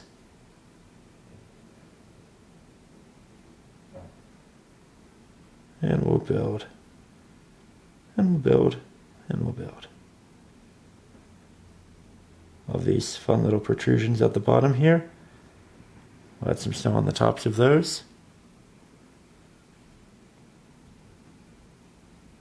This really is a fun one. It's currently 11:23 at night, and I am determined to finish the painting. There we go. I think we talked earlier in the lesson about being a little nocturnal, and making art is definitely a culprit of such things. You pick up the brush and you just don't want to put it down. That said, I do think it's a real skill to pick up the brush for an hour or two, because if somebody who waits until they have 8 or 9 hours to paint straight, you probably don't paint often. And I know I fell into that trap when I was in my early 20s and I didn't make as much art as I probably should have. So do try to pick up that brush even when time won't be abundant. Jumping back in.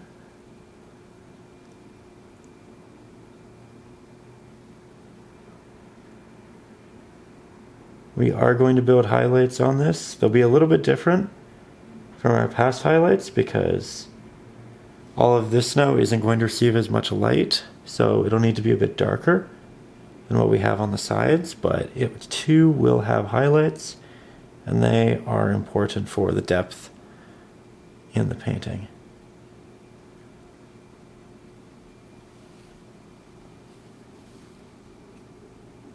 We'll have it change progressively throughout.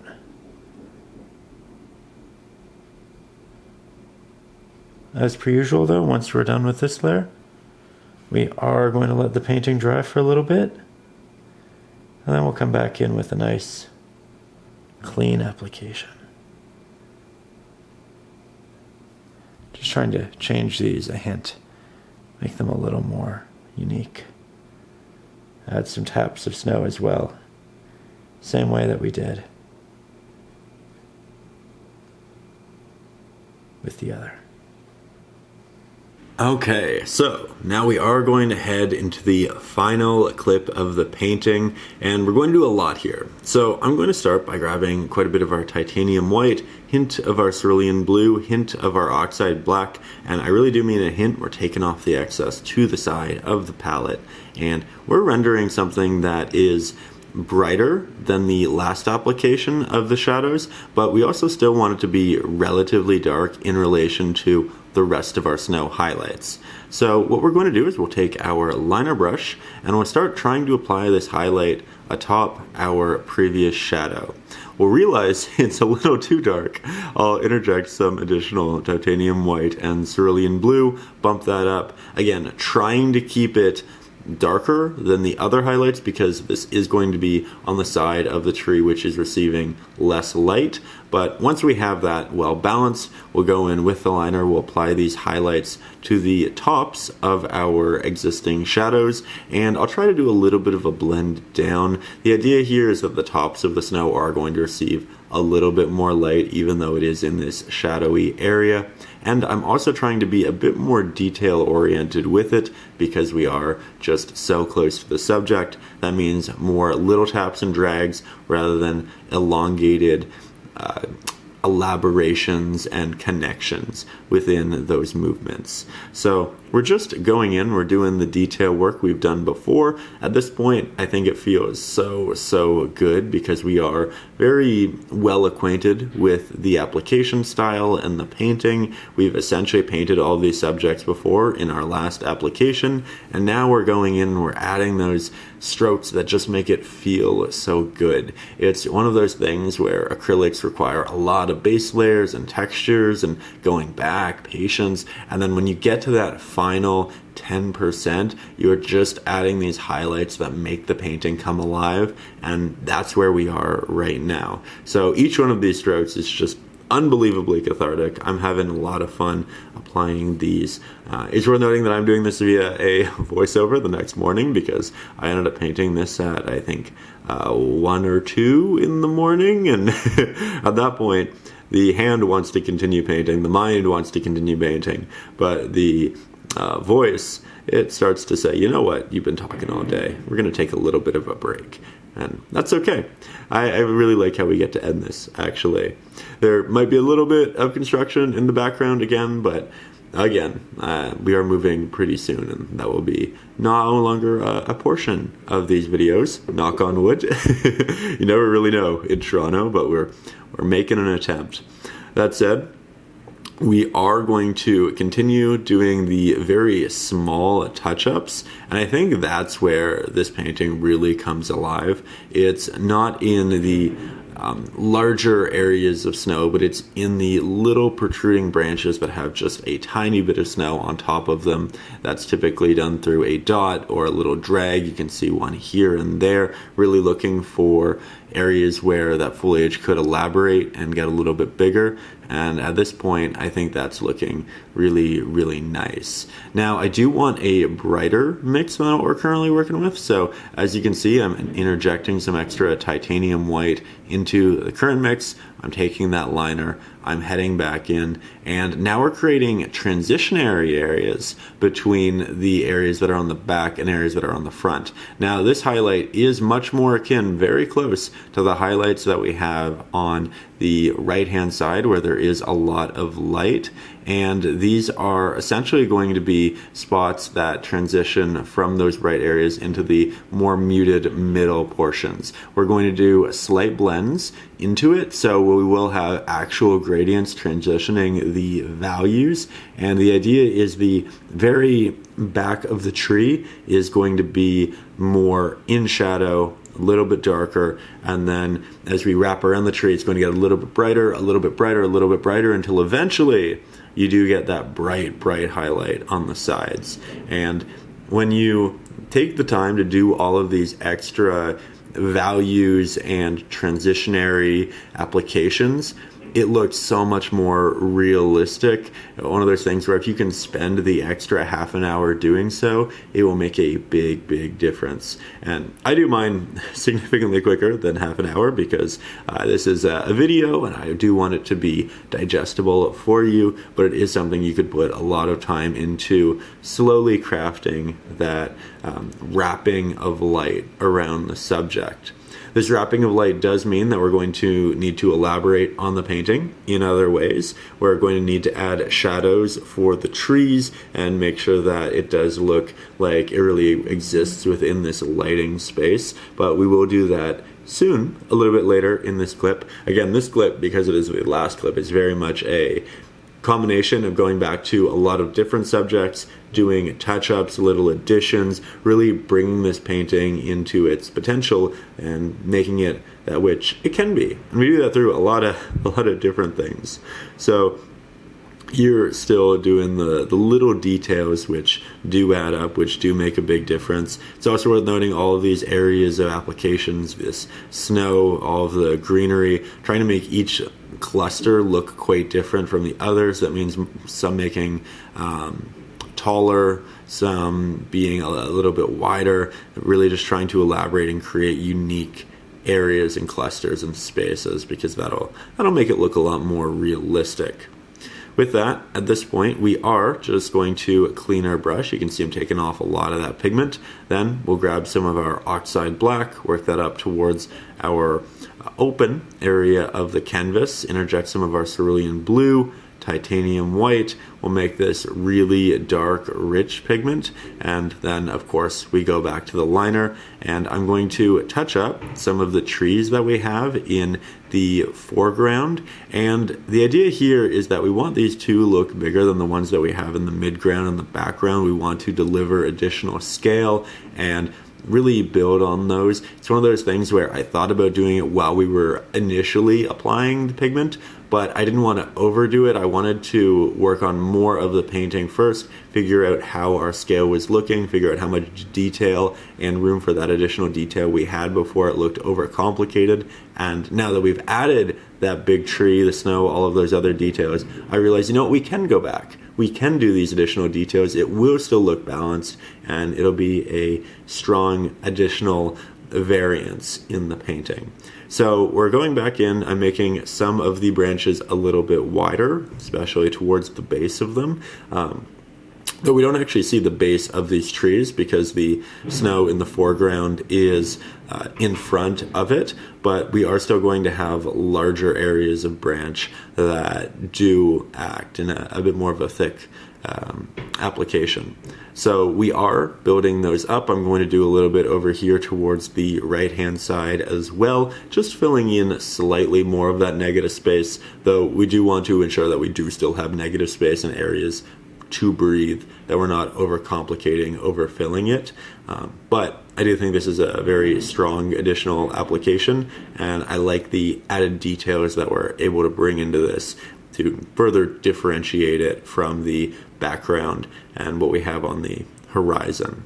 Though, you know me, and once I pick up the pigment, I have a really hard time stopping. So we are jumping back into the background as well. I'm making these a little bit more prominent, not necessarily taller, because again, I do want that differentiation, but I thought we could make some areas just a little bit more dramatic and forthcoming. Here we're going over to the left-hand side of the painting, and we're just interjecting some small ones in between the top and the bottom of the tree. I figured this would just make it feel a little bit more cohesive as a whole, and I think it did just that. Now we're going to add some little rocks and such into the foreground.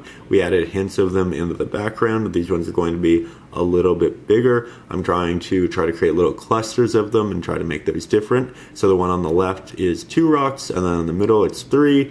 Here we're going to add a couple little ones towards the left-hand side of the tree, and these don't need to be too prominent. We don't need to do too many of them, though much like the actual tree itself, we are going to need to add shadows behind them to make them look nice and realistic.